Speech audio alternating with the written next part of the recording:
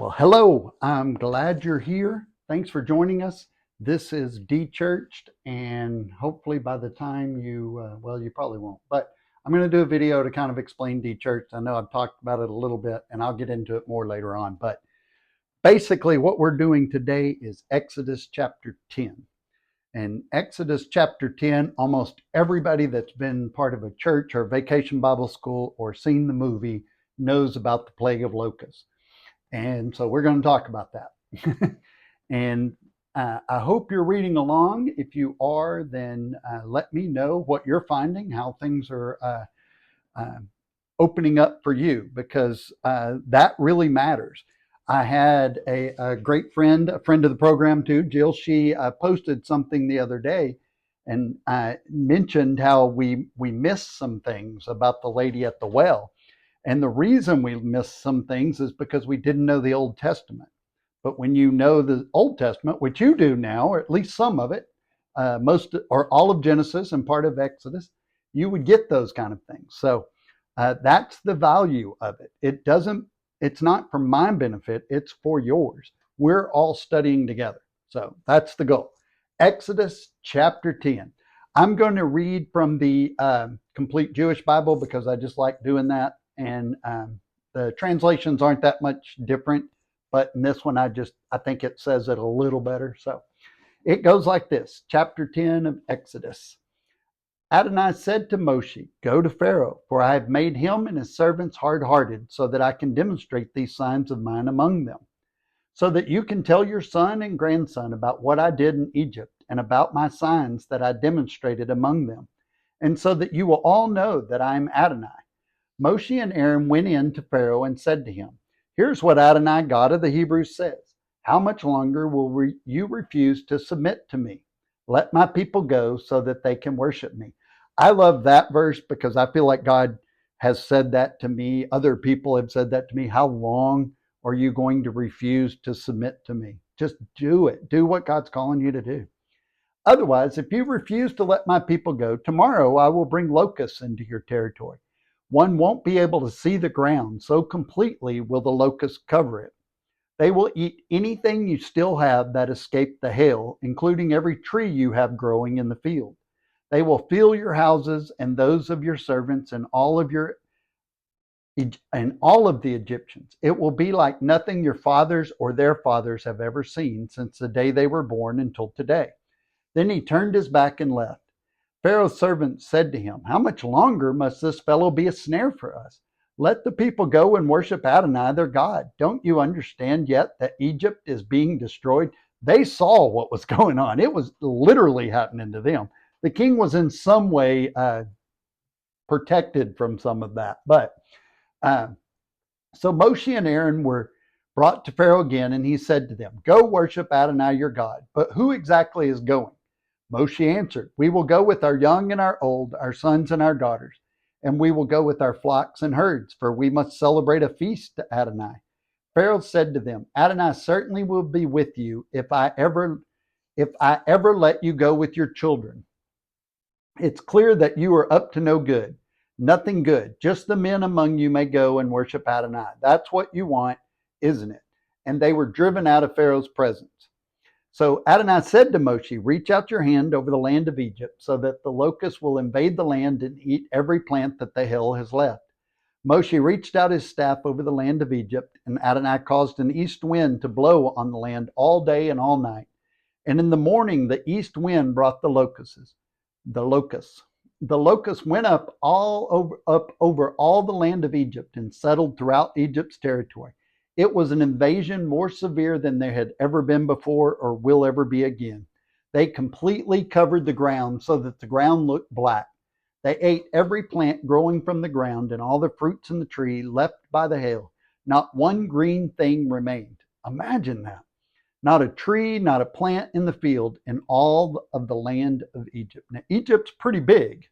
If you get a map, look at it. That's a pretty big place to wipe out. So Pharaoh hurried to summon Moshe and Aaron and said, "I have sinned against Adonai, your God, and against you. Now, therefore, please forgive my sin just this once and intercede with Adonai, your God, so that he will at least take away from me this deadly plague." He went out to Pharaoh and interceded He went out from Pharaoh and interceded with Adonai. Adonai reversed the wind and made it blow very strongly from the west. It took up the locusts and drove them out into the sea of Sup. Not one locust remained on Egyptian soil. But Adonai made Pharaoh hard-hearted, and he didn't let the people of Israel go.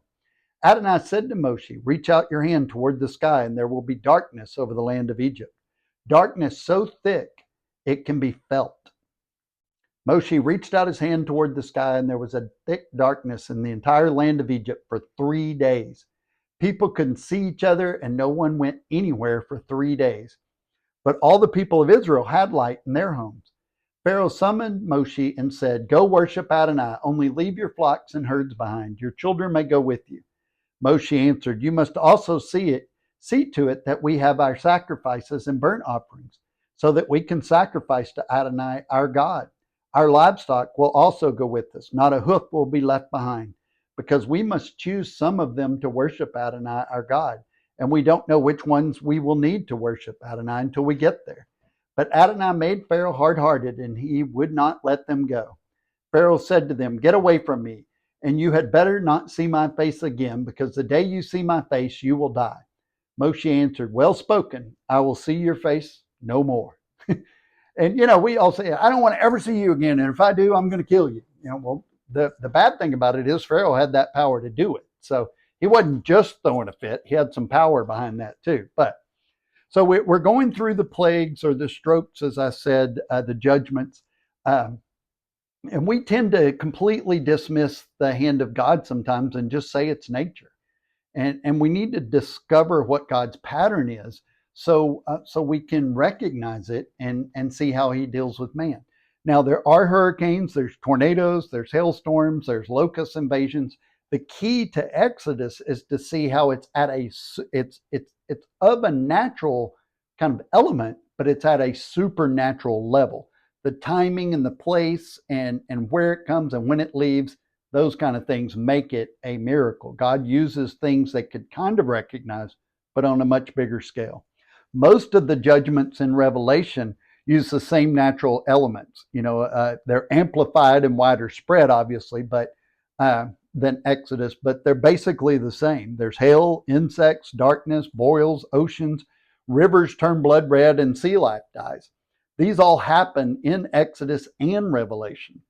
And then there are those other natural occurrences in Revelation that are not in Exodus, like earthquakes, stars exploding, meteors coming down on the earth. And so that's where God's patterns repeat. His principles are the same and his patterns are the same. That's just the way he works.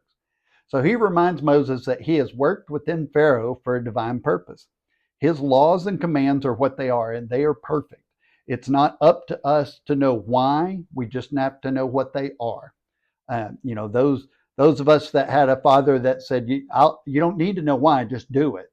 That's essentially what God's saying. I don't need to explain everything, although he does in Leviticus and Numbers and Deuteronomy, but most importantly, he wants our obedience to it.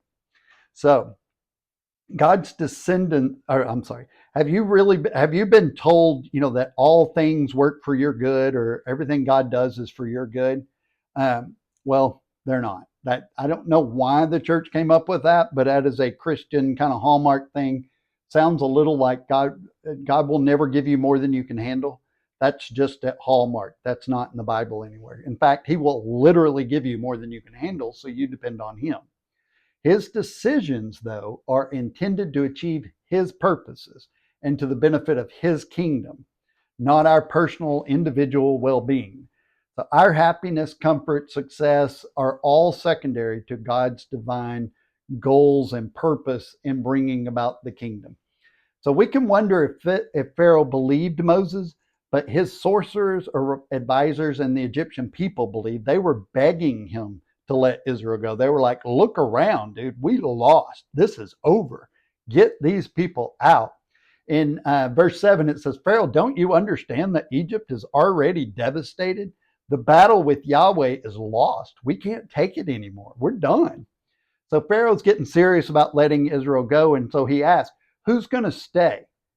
He's paranoid. He's like, I don't know if y'all are going to come back or not. So he's asking these questions. So Moses orders the locusts to come, and Pharaoh brings them in and confesses that he sinned against God. Now, he didn't repent. He did ask for forgiveness, but he didn't really repent because he didn't change anything. He didn't turn from the way he was going. It was just whatever it takes to get these locusts out of here. That was basically all he was doing. Because they were going to starve. Remember, they had suffered for quite a while, but if every green thing is gone, makes it a little hard to eat, especially a whole nation. So verse 21 brings the ninth stroke. The last of the third set is unannounced. He doesn't tell us he doesn't tell the Pharaoh when it's coming, it just happens. So, and this stroke is the most terrible. Darkness, that is a foreshadowing of final death, of spiritual death, of evil, a darkness which lasted 3 days throughout Egypt, except Goshen. So imagine there's this little circle of lit up place in the middle of the land. Everybody else is in darkness. And God repeated what he did at creation. He separated the light from darkness. See, he's doing the same thing. They're all patterns. But if we didn't see that pattern to begin with, we wouldn't recognize it as a repeating pattern. And in there's 4 words in verse 21. It says, they will feel the darkness. The Egyptians felt the darkness, and the Israelites felt the light. The word used for light over Israel in Goshen is the same word in Genesis 1:3, or, and it means enlightenment. It's good as opposed to evil. It is God's enlightenment. So when you switch on a lamp, you get that visual light. And when you hear from God, you get this spiritual light and enlightenment. So the word used in Genesis for the opposite of or, enlightenment, is hosek. And hosek means darkness. It's a very negative darkness. If you've ever been to a prison or just a really bad place, you feel that darkness. It just completely blots out anything good. It's pure evil, and it leads men to evil. So just being without sunlight or even moonlight would not have created this kind of darkness. We've all been outside when it's really, really dark and you can barely see in front of you. That's not even close to what they were experiencing.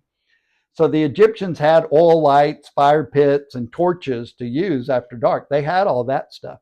But the idea that no one could move from their spot, that they couldn't even see to move around.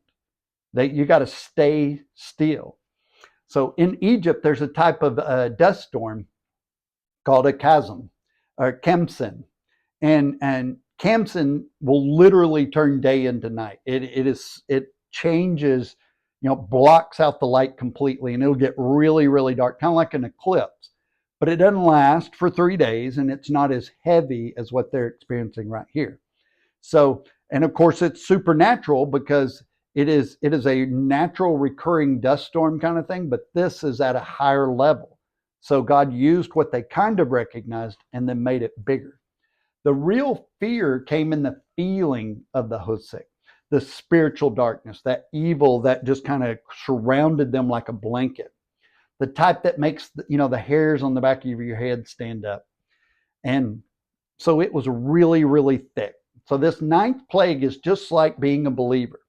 The darkness, hosek, and enlightenment, or they exist side by side. We have to make that choice. We're covered in God's light and live in that light, or we can live in the darkness that the world lives in. Sometimes we get frustrated because we feel like it's a dark world. And it's like, well, God says it's going to be a dark world. That's the difference. There's light and there's darkness. We either live in the light or we live in the dark. Those are your 2 options. And, it's really no different today. We as non-Israelites by birth, through Jesus, we get grafted into Israel's covenant. So what benefits Israel benefits us. So whenever only Israel gets light, we get to be a part of that, not the world. That's why we're not of this world. So Pharaoh says all Israel can go, however, their livestock must be left behind. And of course, Moses declines.